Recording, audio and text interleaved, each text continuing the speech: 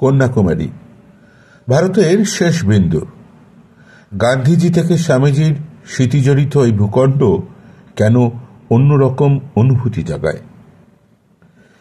তামিলনাড়ু রাজ্যে এই জেলাটির দক্ষিণে একটি বিশেষ স্থানের দিকে পিছন ফিরে উত্তর দিকে কখনো তাকিয়ে দেখেছেন কি?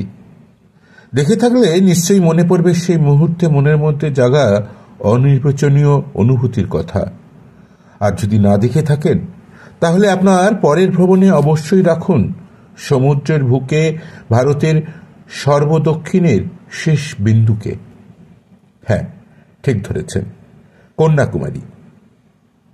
তামিলনাড়ু রাজ্যের কন্যাকুমারী জেলার অন্তর্গত সমুদ্রের বুকে দেবী কন্যাকুমারীর মন্দিরই ভারতের মূল ভূখণ্ডের দক্ষিণতম শেষ বিন্দু। সেখান থেকে দক্ষিণে ভারত মহাসাগরের দিকে পিছন ফিরে উত্তর দিকে তাকালে মনের মধ্যে স্বর্গীয় অনুভূতি জাগবেই জাগবে। কারণ সেই মুহূর্তে আপনি দাঁড়িয়ে রয়েছেন গোটা ভূভারতের একদম পাদদেশে। এরপর কোনো ভারতবাসীর মন শ্রদ্ধা ও আবেগে না ভরে থাকতে পারে? 3 সাগরের সঙ্গমস্থল হল কন্যাকুমারী, আর সেই মিলন ক্ষেত্রেই দেবী কন্যাকুমারীর মন্দির।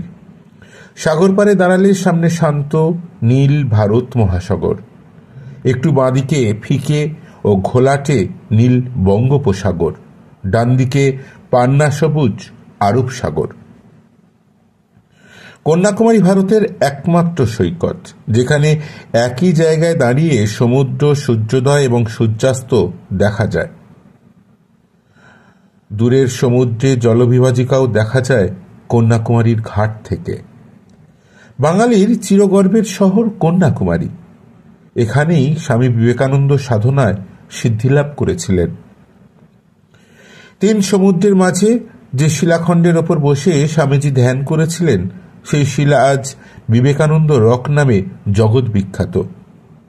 তাকে ঘিরে গড়ে উঠেছে বিবেকানন্দ স্মারক ভবন।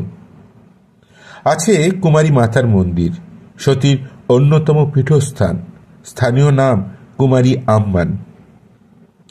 আছে প্রাচীন মহাকবি তিরুবল্লবর ওরফে থিরুভাল্লুভারের 133 ফুটের বিশালাকায় মূর্তি। আছে গান্ধী মণ্ডপম। ভারত মহাসাগরের জলে মহাত্মা গান্ধীর চিতাভস্ম বিসর্জনের আগে এই জায়গায় রাখা হয়েছিল। প্রাচীনকালেও কন্যাকুমারী ছিল তামিলাকাম বা প্রাচীন তামিল দেশের দক্ষিণতম সর্বশেষ অঞ্চল। হিন্দু দেবী কন্যাকুমারীর নাম থেকেই কন্যাকুমারিকা হয়েছে। ব্রিটিশ যুগে কন্যাকুমারীর অপর নাম ছিল কেপ কমোরিন। ইংরেজি নামটা এখনও সেখানকার কোনো কোনো প্রাচীন প্রাচীন রাস্তাঘাটে দেখা যায়। 3টি কারণে কন্যাকুমারীর তাৎপর্য আলাদা।